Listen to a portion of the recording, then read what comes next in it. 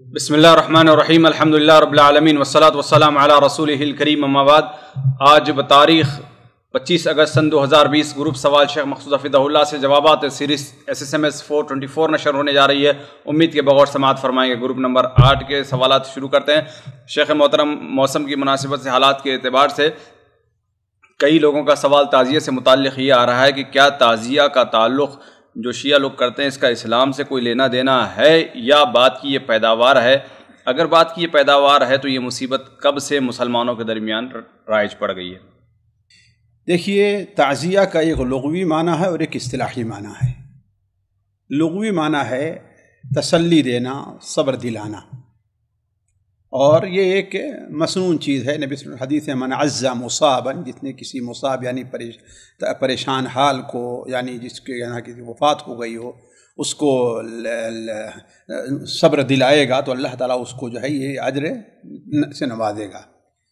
دوسرا معنی ہمارے یہاں جو مانا جاتا ہے تعزیہ، یعنی حضرت حسین رضی اللہ تعالیٰ عنہ کی قبر کی شبیہ اور اس قسم جو چیزیں ہیں جیسے دلدل ہے، پنجہ ہے، ان چیزوں کی شبیہ بنا کر کے اس سے حضرت حسین رضی اللہ عنہ کی شہادت کو یاد کرنا اور ان چیزوں کے ذریعے برکت اور حاصل کرنا، انہیں تقدس کی نظر سے دیکھنا۔ تو آپ اچھی طریقے سے جانتے ہیں کہ یہ ماتم کا جو سلسلہ شروع ہوا ہے یہ نبی صلی اللہ علیہ وسلم وفات کے 300 سال کے بعد شروع ہوا ہے۔ آپ کے زمانے میں صحابہ، تابعین، حضرت حسین رضی اللہ عنہ ان کی اولاد میں یہ چیز نہیں پائی جاتی تھی، اور خود فقہ کی کتابوں میں اس سے فقہ شیعہ کی کتابوں میں جیسے الکافی ہے یا من لم يحضره الفقیہ ہے، یہ جو بڑی بڑی کتابیں اور معتبر کتابیں ہیں، ان میں صراحت کے ساتھ کہا گیا ہے کہ یہ چیزیں ناجائز اور حرام ہیں، یعنی ماتم کرنا، رونا، سینہ پیٹنا، یہ ساری چیزیں ناجائز اور حرام ہیں۔ یہ ایک الگ موضوع ہے۔ لیکن جہاں تک اس تعزیہ کا تعلق ہے، اصل میں حقیقت تو یہ ہے کہ اس کی ایجاد ہندوستان سے ہے۔ یہ جو تعزیہ بنانا ہے، قبر کی شکل بنانا ہے، گنبد کی شکل بنانا ہے، پنجے رکھنا ہے، علم نکالنا ہے، یہ ساری شکل کس کی ہے؟ یہ ہندوستان کی ایجاد ہے۔ اور وہ ایجاد کی اصل وجہ یہ ہے کہ جب ہمایوں کے زمانے میں ہمایوں نے یہاں شیعوں کی مدد سے جب ہندوستان کے اوپر حملہ کیا اور شیر شاہ سوری کے جو نشین تھے ان کو بھگا کر کے پھر دوبارہ اپنے بابر کے مسند کے اوپر بیٹھا، تو اس کے ساتھ شیعہ مبلغین بھی گئے تھے، اور ان لوگوں نے چالاکی سے کچھ وہاں کے جو شہزادے تھے ان سے اپنی عورتوں کی شادی کر دی تھی۔ اب ظاہر بات ہے وہ یہاں جب ایران میں رہ کر کے عاشورہ کے موقع پر حضرت حسین قبر پر آتے، جہاں پر ان کی قبر بتائی جاتی ہے، اور وہاں پر یہ ساری چیزیں منایا کرتے تھے۔ لیکن جب وہاں پر ہندوستان میں شیعہ گئے اور وہاں بیگمات گئیں تو وہ لوگ تو محرم موقع پر یہاں آ نہیں سکتے تھے، لہذا اس زمانے میں ہمایوں کے زمانے میں یہ چیز ہندوستان میں بنائی گئی، اور اسی کو دیکھ کر کے وہ اس موقف کو یاد کرتے اور اپنا ماتم کیا کرتے تھے۔ آہستہ آہستہ اس میں بہت کچھ اضافہ بھی ہو گیا، مثلا 10 دن متعین ہو گیا، اور اس میں کچھ لڑائی اور یہ سب منظرہ آیا۔ یہ کیوں؟ اس لیے کہ یہ ہندوؤں کے رام لیلا سے لیا گیا ہے۔ دسہرہ 10 دن ہے اور عاشورہ بھی، یہ بھی 10 دن ہے۔ وہاں بھی ایک لڑائی کا منظر ہے، یہاں بھی ایک لڑائی کا منظر ہے، وہاں بھی یہ سارے کھیل تماشے اور یہاں بھی یہ سارے کھیل تماشے ہیں۔ تو ان سے لے کر کے تو حقیقت یہ ہے، خود عرب کے شیعہ مورخین جو ہیں وہ بھی اعتراف کرتے ہیں کہ یہ ایجاد کہاں سے ہے؟ ہندوستان سے ہے، اس کا تعلق اسلام سے کوئی نہیں ہے۔ جی، یعنی اصل ایران میں بھی یہ ساری چیزیں نہیں تھی، ہندوستان سے یہ لی گئی ہیں۔ جی، بعد میں جب ہندوستان میں ہوا، اور ظاہر بات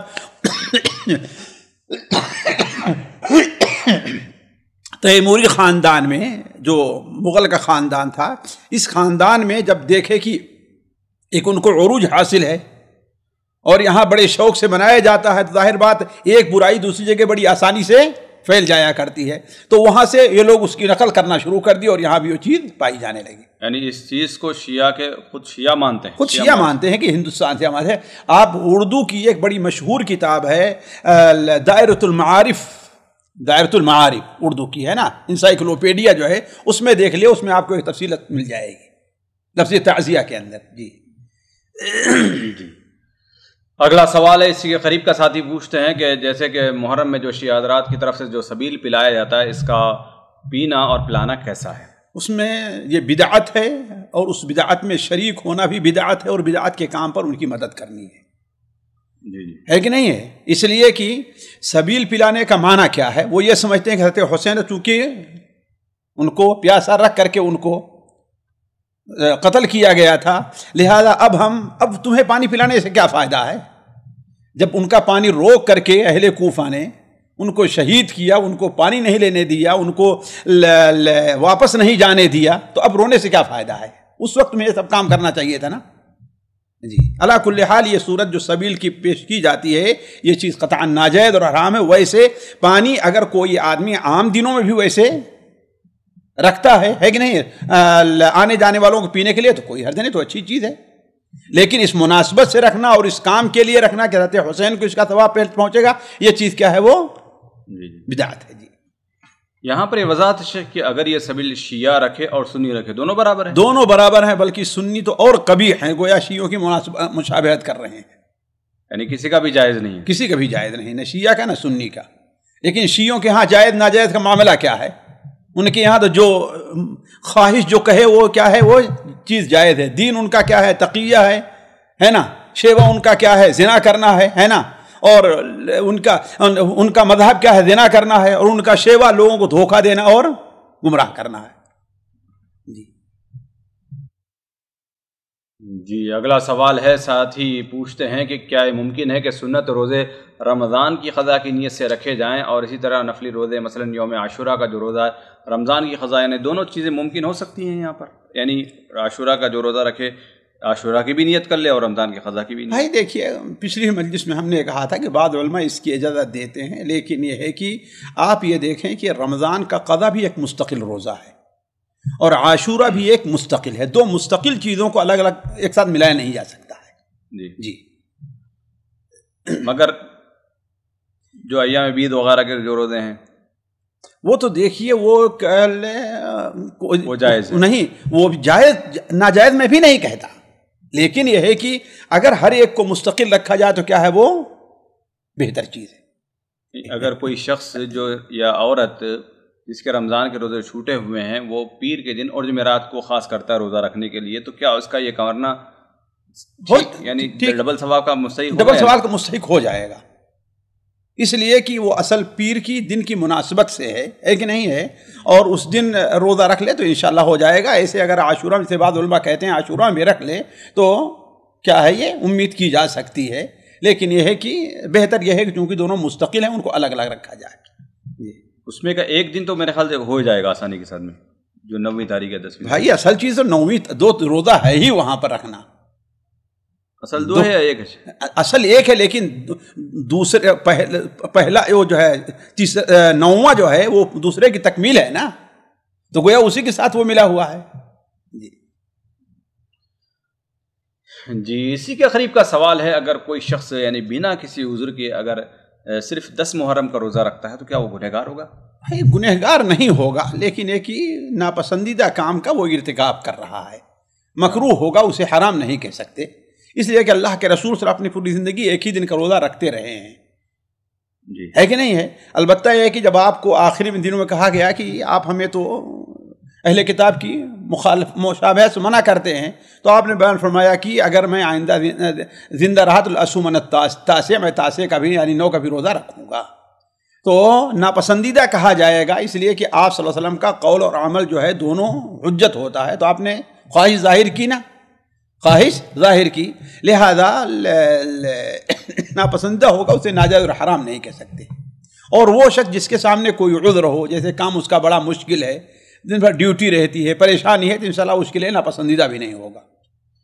یعنی یہ حدیث کب کی ہے شیخ؟ یعنی اللہ کے رسول صلی اللہ علیہ وسلم کو جب اطلاع ملی کہ آپ صلی اللہ علیہ وسلم نے پتہ چلا کہ حضرت موسیٰ علیہ السلام کی خوشی میں رکھتے ہیں، دیکھیے نہیں، آپ 2 چیزوں کو ایک ساتھ نہ ملائیے۔ یہ چیز تو آپ صلی اللہ علیہ وسلم کو مدینہ منورہ پہلے آنے کے بعد ہی یہ چیز معلوم ہو گئی کہ یہود اس دن کا روزہ رکھتے ہیں۔ آپ صلی اللہ علیہ وسلم عاشوراء کا روزہ مکہ میں بھی رکھا کرتے تھے، صحیح بخاری میں حضرت عائشہ کی روایت ہے، مکہ میں بھی آپ عاشوراء کا روزہ رکھتے تھے، اور قریش بھی عاشورہ کا روزہ رکھتے تھے، تو عاشورہ کی فضیلت قدیم ہے، کوئی جدید نہیں. لیکن جب آپ مدینہ منورہ تشریف لے آئے تو آپ نے دیکھا کہ یہود بھی رکھتے ہیں. پوچھا کیوں رکھتے ہو تم لوگ، تم کیوں رکھتے ہو؟ تو یہود نے کہا کہ یہی تاریخ ہے جس دن اللہ تعالیٰ نے موسیٰ علیہ السلام کو فرعون اور اس کی قوم سے نجات دیا تھا، تو موسیٰ علیہ السلام نے شکر کے طور پر رکھا، ہم بھی ان کی اتباع میں رکھتے ہیں. تو آپ نے فرمایا کہ ہم تو موسیٰ کے زیادہ حقدار ہیں. تو آپ صلی اللہ علیہ وسلم گویا کہ اسی طریقے پر باقی رہتے قریش میں رہ کر روزہ رکھتے تھے. لیکن شروع میں آپ صلی اللہ علیہ وسلم کو اہل کتاب کی مخالفت کا حکم نہیں ہوا تھا، بلکہ ابتدا میں آپ اہل کتاب کی موافقت کو پسند کرتے تھے.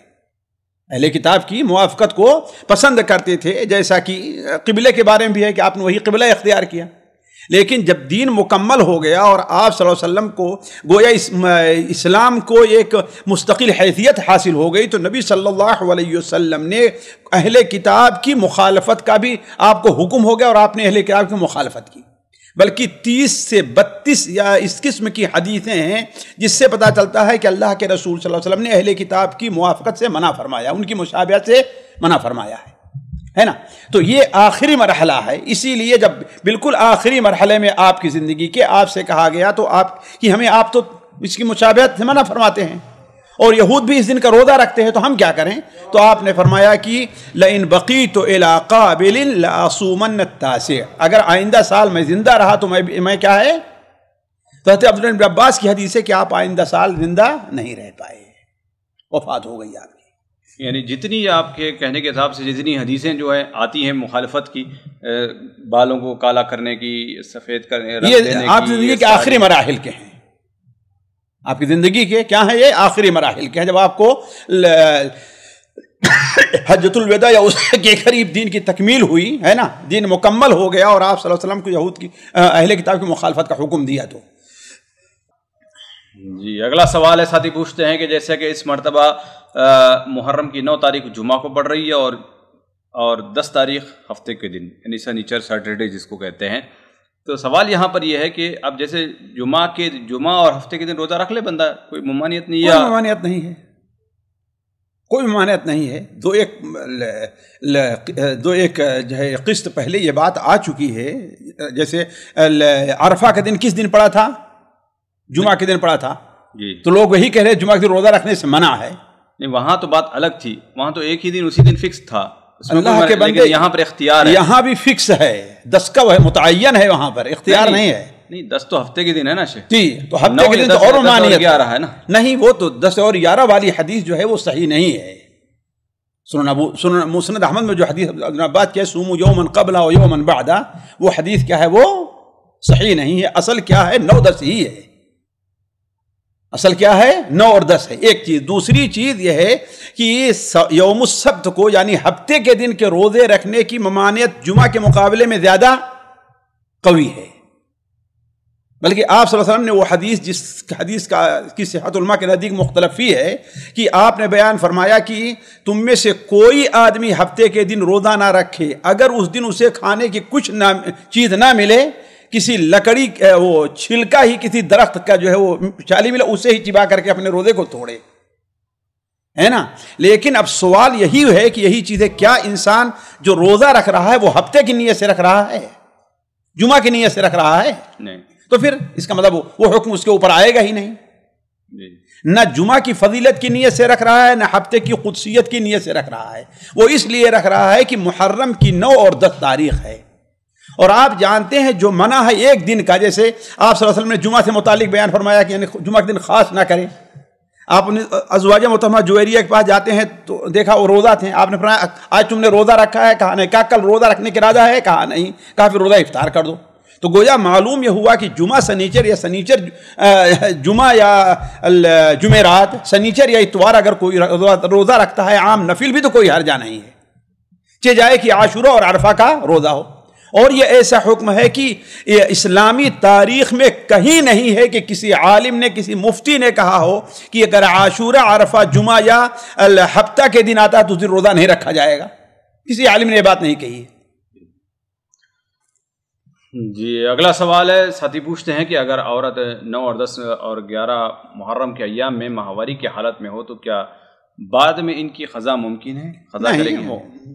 قضا جو ہے، جو چیزیں کسی وقت اور اس کے ساتھ متعین ہو اس کی قضا سبب کے ساتھ ہے، وہ قضا و سبب اگر فوت ہو جائے تو وہ قضا اس کی نہیں ہے۔ لیکن یہ ہے کہ اگر اس سے نہیں ہو سکا اور اس کے عوض میں کوئی اپنے طور پر نفلی روزہ چاہے کہ اللہ تعالیٰ قبول کرے تو کوئی حرج نہیں۔ اور ہمیں نہیں بھولنا چاہیے ہمارے بہنوں اور بھائیوں کو کہ اگر کوئی آدمی اپنی نیت کا سچا ہے، نیت کا سچا ہے اور مکمل ارادہ ہے کہ ہاں اس دن روزہ رکھنے کا یا اس وقت ایک کام کرنے کا، اگر وہ نہیں کر سکتا ہے تو اللہ تعالیٰ اسے اجر سے محروم نہیں رکھتا، وہ اجر دیتا ہے۔ تو اگر ہماری کسی بہن کے ساتھ یہ عذر پیش آ جائے کہ وہ نہیں رکھ پا رہی ہے تو اسے تسلی رکھنی چاہیے کہ اللہ تعالیٰ کے نزدیک اس کا روزہ لکھا جا رہا ہے۔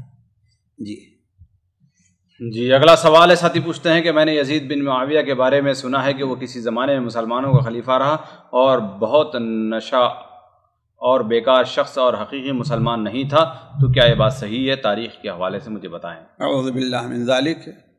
تاریخ، مسلمانوں کی تاریخ اٹھا کر کے دیکھ لیجئے کہ مسلمانوں کے خلیفہ حضرت معاویہ رضی اللہ عنہ کے بعد بنا ہے کہ نہیں بنا ہے یہ، اور اسی کے زمانے میں بدقسمتی سے حضرت حسین رضی اللہ تعالیٰ عنہ کی شہادت ہوئی ہے۔ وہ عام مسلمان بادشاہوں کے طریقے سے ایک مسلمان بادشاہ تھا، نہ وہ اتنا نیک تھا کہ نیکوں جیسی اس سے محبت کی جائے، اور نہ ہی وہ شرابی کبابی نماز کو چھوڑنے والا منافق اور کافر تھا، جیسا کہ لوگ اس کو ظاہر کرتے ہیں، ہے کہ نہیں ہے۔ اس کے زمانے میں یہ ایک ظلم ہوا، اس کے کہنے سے ہوا یا اس کے کہنے سے نہیں ہوا، یہ ایک تاریخ کا اپنا الگ مسئلہ ہے کہ نہیں ہے۔ لیکن یہ ہے کہ کوئی کم سے کم مسلمان علماء جو ہیں، ائمہ جو ہیں، وہ اس کے بارے میں یہ نہیں کہتے کہ ہاں بھائی وہ منافق یا زندیق رہا ہے، نعوذ باللہ من ذالک۔ اگر بعد ایسے اقوال آئے ہیں تو علماء نے اس کی تردید کی ہے۔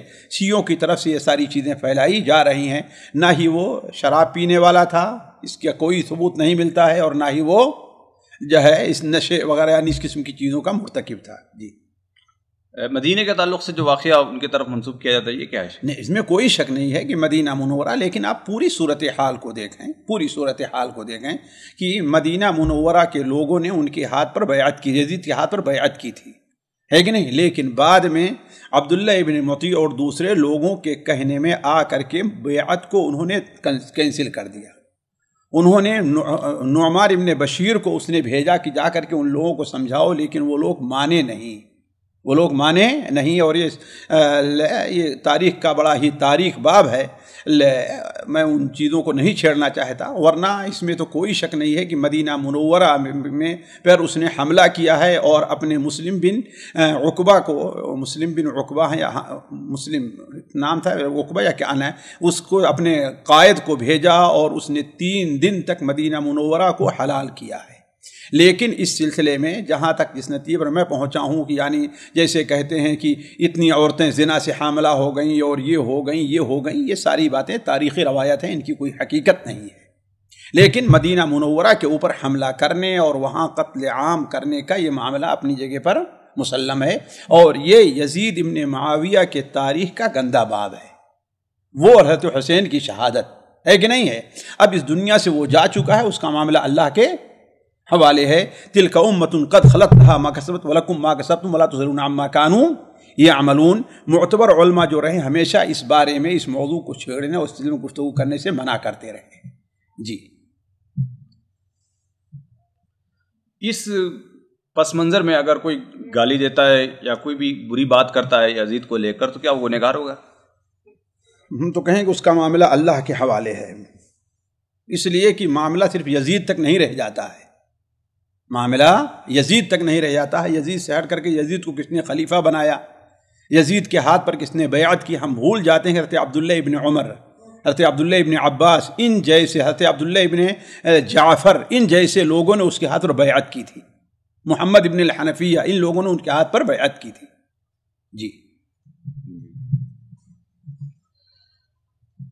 جی اگلا سوال ہے، ساتھی پوچھتے ہیں کہ اگر کوئی شخص پوری زندگی بھر خالص اللہ تعالیٰ کی عبادت کرتا رہے تو اس کا کیا اجر ہے؟ یہ اللہ تعالیٰ قبول فرمائے، اس شخص کو غرور سے اللہ تعالیٰ محفوظ رکھے، یہ تو بہت بڑے اجر کی بات ہے۔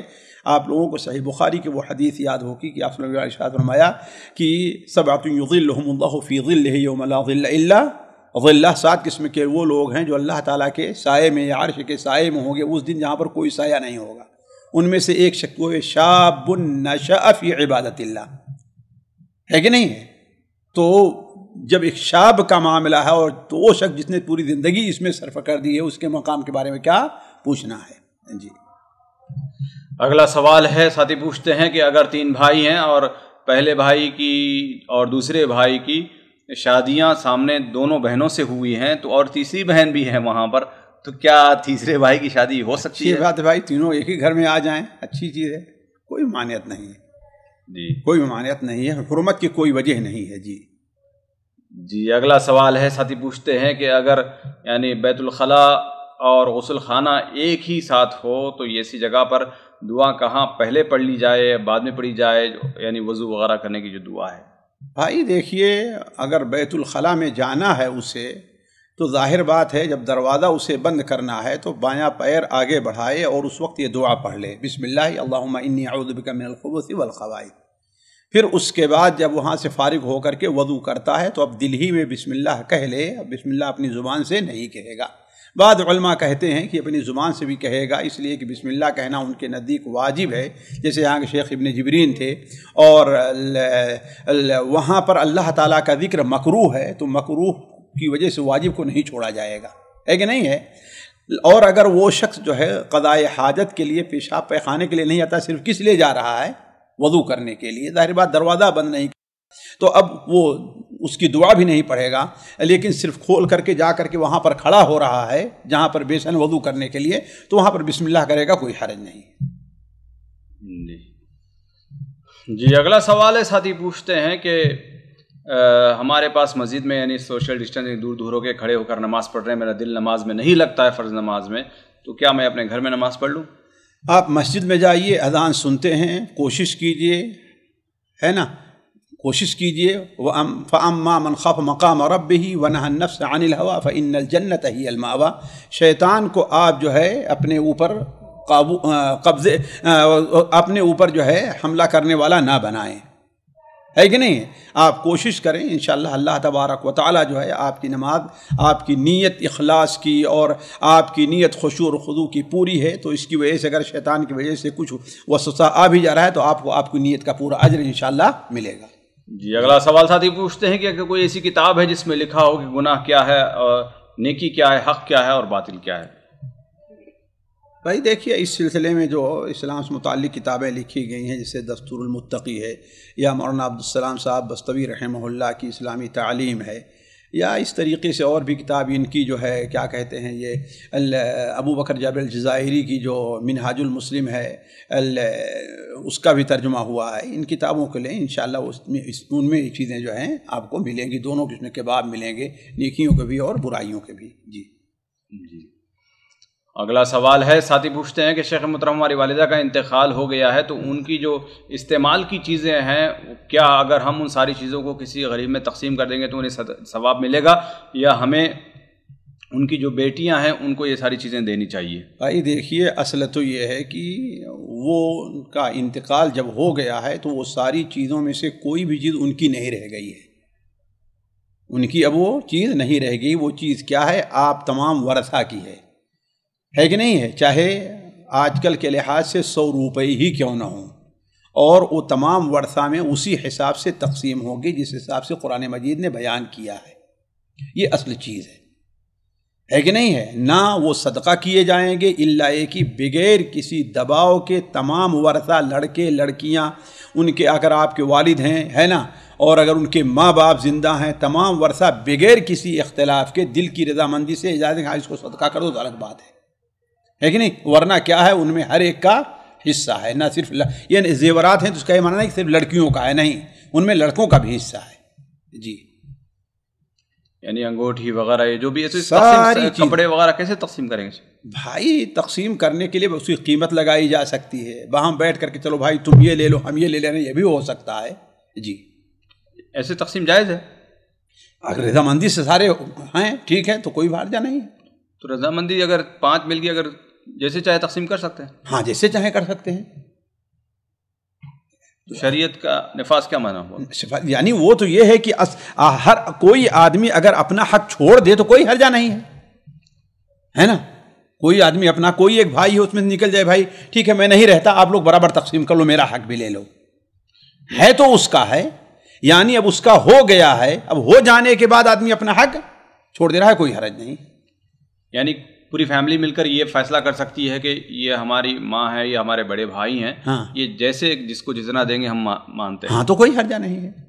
تو پھر وہاں کوئی چھٹا حصہ آٹھواں حصہ کچھ نہیں دیکھا جائے گا, کوئی حرجہ نہیں. ایسے جیسے جو دے دے یا دے جو دے دے دے دے, لیکن شرط یہی ہے کہ دل میں کوئی بات نہیں رہنی چاہیے. جی اب وہ دل میں ہو تو زبان پہ تو نہیں آئی تو اس کا تو کوئی معنی نہیں ہے, تو وہ قیامت دن وہ ذمہ دار ہوگا پھر. جی یعنی تقسیم کرنے والا تو ذمہ دار نہیں ہوگا اس میں. نہیں. جی اگلا سوال ہے, ساتھی پوچھتے ہیں کہ اگر کوئی زیادہ بیمار ہو تو ہاسپٹل میں ہو تو یہاں پر بہت سارے لوگ شیخ آج کل ایک چل پڑا ہے 70 مرتبہ یہ پڑھ دو, 100 مرتبہ یہ درود وغیرہ بہت ساری چیزیں پوسٹ نکلتی ہیں. ساتھی کا اسی کے حساب سے ہے کہ کیا ایسی کوئی پوسٹ یا ایسی کوئی بات ہے کہ بیمار کے لیے کچھ وظیفہ کیا جا سکتا ہے یا نہیں کیا جا سکتا؟ یہ ساری چیزیں جو ہے لوگوں کی اپنی اختراع کردہ ہیں, بدعات ہیں, اس کا کوئی ثبوت نہیں ہے. مریض کے لیے اللہ کے رسول صلی اللہ علیہ وسلم سے جو دعا وغیرہ کا طریقہ ثابت ہے اسی کے اوپر اکتفا کیا جائے. دور سے ہیں تو آپ اس کے لیے دعائیں کریں کہ اللہ تعالیٰ انہیں شفا دے, ہے کہ نہیں ہے. اور اگر قریب ہیں تو جانتے ہیں اس کے سر پہ ہاتھ رکھ کر کے اگر کوئی آدمی کہتا ہے بسم اللہ کیا ہے وہ اذهب الباس رب الناس اشفی انت الشافی لا شفاء الا شفاء لا یغادر سقما, اس قسم کی دعائیں جو آپ صلی اللہ علیہ وسلم وارد ہیں وہ دعا پڑھے وہاں پر. جی یعنی ان کا اس میں یہ بھی اشکال تھا کہ دور سے بھیج سکتے ہیں کہ دعا یا کیا طریقہ کار سے دعا ہی کر سکتے ہیں. ہاں دعا کریں, دور سے پہنچ جائے گی اللہ تعالیٰ کے یہاں. اصل پہنچنا اللہ کے یہاں ہے نا, اس تک تو پہنچنا نہیں ہے. اصل اللہ کے یہاں پہنچنا ہے, آپ اللہ کے قریب ہیں کوئی بات نہیں, یا اللہ آپ کے قریب ہے. جی جی جی. اگلا لیکن سوال ہے, بسا اوقات یہ ہوتا ہے کہ انسان کے سامنے جب مریض رہتا ہے تو اس کے اندر امید سے زیادہ اخلاص پایا جا رہا ہے کہ نہیں. اس کی حالت کو دیکھ کر کے, اس کی پریشانی کو دیکھ کر کے زیادہ رقت پیدا ہوتی ہے, یہ الگ مسئلہ ہے کہ نہیں. اسی لیے تو اس کی عید وغیرہ کا حکم دیا جا رہا ہے نا, ورنہ دعا جہاں سے بھی کریں گے اللہ تعالیٰ قبول کرنے والا ہے. تصور کرنا کیا معنی رکھتا ہے؟ کیا تصور کرنا معنی؟ یعنی ذہن میں لانا اس شخص کا, اس شخص کو ذہن میں لا کر دعا کرنا. ظاہر بات بغیر ذہن میں لائے دعا کیسے کریں گے آپ اس کو یاد کریں گے. جیسے حدیث میں الفاظ ہے کأنک ترا, جیسے کہ تم اس کو دیکھ رہے ہو, یہ اللہ تعالیٰ کے بارے میں, کسی انسان کے بارے میں نہیں ہے. جی چلیے. یعنی انسان کے بارے میں نہیں کر سکتا کہ ہم اپنے رشتے دار کو دیکھ رہے ہیں, بھائی کو, دوست کو دیکھ کر ہم, پتہ نہیں ہے کیسے ہوگا, اللہ اعلم. جی تصور میں لے آ کر کے. جی اگلا سوال ہے, ساتھی پوچھتے ہیں کہ رکوع اور سجدے وغیرہ میں جو تسبیحات ہے 3 مرتبہ ہی مسنون ہے یا 3 سے زیادہ 5 7 مرتبہ بھی اگر کوئی پڑھتا ہے تو یہ بھی سنت کے دائرے میں آئے گا؟ بھائی دیکھیے اصل میں اس سلسلے میں متعدد احادیث ہیں حضرت عبداللہ ابن مسعود کی اور دیگر صحابہ کی, لیکن وہ تمام حدیث کیا ہیں, مجروح ہیں. البتہ یہ ہے کہ اس کے مجموعے سے اندازہ لگتا ہے کہ اس کی کوئی حقیقت ہے کہ ذالک ادناہم, کم سے کم یہ ہے. اسی لیے علماء کہتے ہیں کہ ادنا الوجوب نہیں بلکہ ادنا الکمال ہے. ادنا الکمال ہے, واجب تو ایک ہی بار ہے. یعنی کوئی پورا, یعنی پوری اس کی نماز, یعنی کم سے کم کوئی سمجھتا ہے میری نماز پوری ہو, ہے نا, تو کم سے کم کتنی بار کہنا ہے اسے؟ 3 بار کہنا ہے. البتہ یہ ہے کہ یہ چیز اتنی متعین ہی نہیں ہے. اللہ کے رسول صلی اللہ علیہ وسلم اس سے زیادہ بھی کیا کرتے تھے. جیسے کہ سنن ابو داؤد وغیرہ میں حضرت انس بن مالک کی وہ حدیث ہے نا, ابن جبیر بیان کرتے ہیں کہ انس بن مالک رضی اللہ عنہ بیان فرمایا کہ اس نوجوان یعنی عمر بن عبد العزیز رحمہ اللہ کے علاوہ جتنی ان کی نماز اللہ کے رسول کی نماز کے مشابہ ہے, کسی اور کی نماز ہم نے نہیں دیکھی. تو وہ کہتے ہیں کہ ہم نے اندازہ لگایا تو رکوع اور سجدے کے اندر 10 بار تسبیحات کیا کرتے تھے, 10 بار. تو آپ صلی اللہ علیہ وسلم سے جو حکم ہے وَأَمَّا الرُّكُوعُ فَعَظِّمُوا فِيهِ الرَّبَّ, تو کیا ہے یہ کرنا وہ سنت ہے.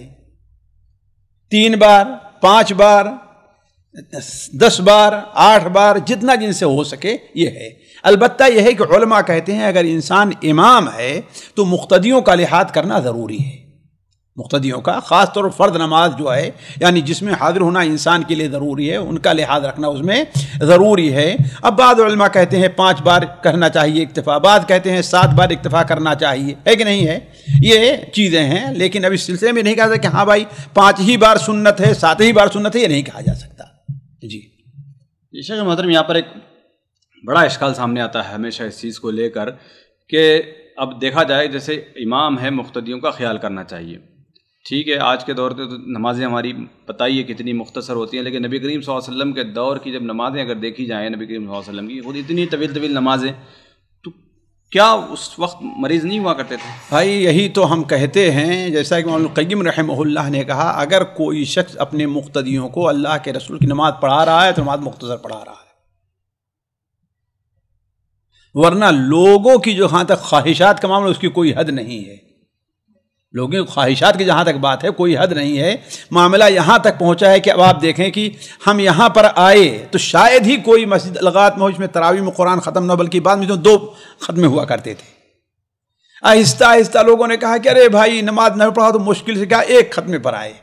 اب ہمارے خیال سے گنی چنی 2-1 مسجد اس میں ختمہ ہوتا ہے، باقی کسی میں نہیں ہوتا۔ لوگ کتنا پڑھتے ہیں؟ آدھا صفحہ، ہے نا، اور اس سے بھی بات ارے 1 آیت 2 آیت کے اوپر کافی ہے۔ مجھے تو اب لگ رہا ہے کہ اب مصر میں اور سوریہ وغیرہ میں جو بدعت تھی، جو صورتحال تھی، وہ پیدا نہ ہو جائے کہ وہاں پر غیر المغضوب علیہم ولا الضالین آمین والضحی اللہ اکبر واللیل اذا سجی اللہ اکبر۔ ہمارے ساتھ ایک یہاں پر حافظ قرآن تھے، پڑھایا کرتے تھے، کہا کہ ایک بار ایک مسجد میں ہم نے 20 رکعت کے اندر سورہ النجم کا 1 رکوع کہاں تک ختم ہوتا ہے؟ اچھا اس کے بعد دوسرا رکوع جو ہے افرائیت الذی، وہاں پر 2 رکوع 20 رکعت میں جب پڑھایا ہم نے تو لوگوں نے کہا آج تم نے نماز لمبی کر دی۔ تو آہستہ آہستہ یہ صورتحال پیدا ہو جائے گی۔ تراویح کی نماز جو ہے یہ کوئی واجب نہیں ہے کہ نہیں ہے؟ جس کو لمبی نہیں پڑھنا جا کے اپنے گھر میں بیٹھ کر کے سوچے، کوئی رسم تھوڑی پوری کرنی ہے۔ تو آج کل جو نماز کو اختصار کا یہ فکرہ لے لیا گیا ہے، یہ بات قطعاً غلط ہے، سنت کے خلاف ہے۔ جو شخص فجر کی نماز میں 60 سے لے کر کے 100 آیت تک پڑھتا ہے اور رکوع اور سجدے میں 7 5 تسبیحات کہتا ہے، وہ نماز مختصر پڑھا رہا ہے، اس کی نماز کیا ہے؟ مختصر ہے۔ تو آج کل کی ہماری نمازیں کس زمرے میں آئی؟ اللہ تعالیٰ قبول کرے۔ جی جیسے جو ہے وہ اسلم کانپوری اہل حدیث شاعر کہتے ہیں نا کہ بس ایک سر کا جھکانا یاد رہا، سجدے کی حقیقت بھول گئے۔ یہی صورتحال ہے ہماری نماز کا۔ جی اگلا سوال ہوتی ہیں نمازیں اب بھی تو دنیا کی نگاہوں میں، لیکن ہوتی ہیں نمازیں اب بھی تو دنیا کی نگاہوں میں، لیکن ایک سر کا جھکانا یاد رہا، سجدے کی حقیقت بھول گئے۔ ہم اٹھنا بیٹھنا خالی سیکھے ہوئے ہیں بس، لیکن نماز کی روح کیا ہے، نماز کی حقیقت کیا ہے، اللہ کی قسم سے بھولے ہوئے ہیں لوگ۔ جی اگلا سوال ہے، ساتھی پوچھتے ہیں کہ گندے تالاب یا نالے وغیرہ میں وہاں پر اگر مچھلیاں ہوں تو اس کا شکار کرنا کیا حکم رکھتا ہے؟ وہ کھائی جا سکتی ہیں مچھلیاں وہاں کی؟ اسی میں پلی بڑھی ہیں یا کہ باہر سے وقتی طور پر آ جا رہی ہیں؟ علی کل حال دیکھیے، شریعت میں اس کا کوئی حکم نہیں ہے، لیکن شریعت میں ایک حکم ہے جلالہ کا، جیسا کہ ابو داؤد وغیرہ نہا ان اکل الجلالہ والبانیہ، آپ صلی اللہ علیہ وسلم نے جلالہ کا گوشت کھانے اور اس کا دودھ پینے سے منع فرمایا۔ جلالہ ہے کیا؟ وہ جانور جو گندگی کھاتا ہے، وہ جانور جو گندگی کھاتا ہے، بعض گائیں ہوتی ہیں، بعض مرغیاں وغیرہ ایسی ہیں، ہے نا، تو آپ نے ان کے گوشت اس سے منع فرمایا ہے۔ اس سلسلے میں فقہا وغیرہ صحابہ سے لے کر جیسے عبداللہ ابن عمر کا قول صحیح طور مصنف ابن ابی شیبہ وغیرہ میں ہے کہ وہ کہتے تھے کہ اگر مرغی ہے تو اسے 3 دن روکا جائے، اس کے بعد اس کا انڈا وغیرہ کھایا جائے، اور اگر گائے وغیرہ ہے تو اسے 40 دن روکا جائے۔ بکری بھی اسی ضمن میں آئے گی، 40 دن۔ جیسے کوئی بکری پیشاب وغیرہ پیتی ہے، بھائی دیکھیے پیشاب وغیرہ 1-2 بات کی نہیں، یعنی جس کا یہ شیوا ہی بن جائے اس کی بات ہو رہی ہے، جس کا یہ شیوا۔ دوسری بات فقہا نے ایک اصولی بات یہاں پر رکھی ہے کہ آیا کیا اس کے گوشت میں اس چیز کا اثر ہے کہ نہیں ہے؟ یعنی اس پانی میں ہے، یہ ہے، اس کے رنگ میں، اس کے میں اثر ہے کہ نہیں ہے؟ اگر اثر ہے تو اس کو نکال کر کے صاف پانی میں رکھا جائے، ہے کہ نہیں، صاف جگہ پر، پھر اس کو کھایا جائے۔ اور اگر نہیں ہے تو اس کو کھایا جا سکتا۔ لیکن اس سلسلے میں میں جو کہتا ہوں وہ یہ ہے کہ انسان کو اس سے پرہیز بہتر ہے۔ کیوں؟ اس لیے کہ ظاہر بات انسان کی جو غذا بنتی ہے اور اس قسم کی غذا ہے تو وہ اس کا کھانا بھی انسان کی صحت کے لیے مضر ہو سکتا ہے۔ خاص طور پر ڈاکٹر اور اطباء لوگ کہہ دیں کہ ہاں بھائی یہ تمہارے لیے مضر بن سکتی ہے، تو اس سے انسان کو پرہیز کرنا چاہیے، لا ضرر ولا ضرار۔ لیکن ایک عام حکم اگر آپ چاہتے ہیں تو یہی حکم ہوگا عام کہ اس کا حکم کس کا ہے؟ جل اللہ کا ہے۔ نہیں، ایک جیسے ایک بہت بڑا نالا ہے جس میں یعنی گندا پانی بہتا ہے، اس کی مچھلیاں کا کیا؟ بھائی دیکھیے، صرف گندا ہی پانی بہتا ہو، علماء یہ بھی کہتے ہیں صرف گندا پانی ہے، یا یہ کہ گندگی بھی ہے لیکن صاف پانی بھی اس کے اندر ہے، کس کی اکثریت ہے، غلبہ کس کا ہے؟ آج کل دیکھیں جیسا ابھی گندا پانی ہے لیکن فلٹر ہو کے وہ ذرا صاف ہو جاتا ہے پھر۔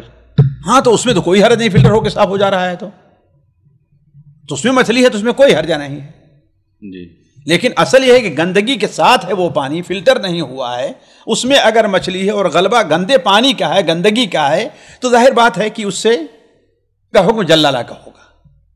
جی جی جی، اگر اس میں اگر مکس ہے پانی تو پھر وہ کوئی حرج نہیں، کوئی حرج نہیں ہے۔ جی جی۔ سامعین اکرام، ہمارے علمی اور عوامی دروس اور سوال و جواب کی مجلسوں سے آپ خود بھی مستفید ہوں اور اپنے دوست و احباب کے ساتھ بھی شیئر کریں۔ عین ممکن ہے کہ آپ کے شیئر سے کسی کی اصلاح اور آپ کے لیے صدقہ جاریہ بن جائے۔ واٹس ایپ پر اسلامک میسج حاصل کرنے کے لیے نمبر نوٹ فرمائیں: یعقوب عزیز 009665089595707۔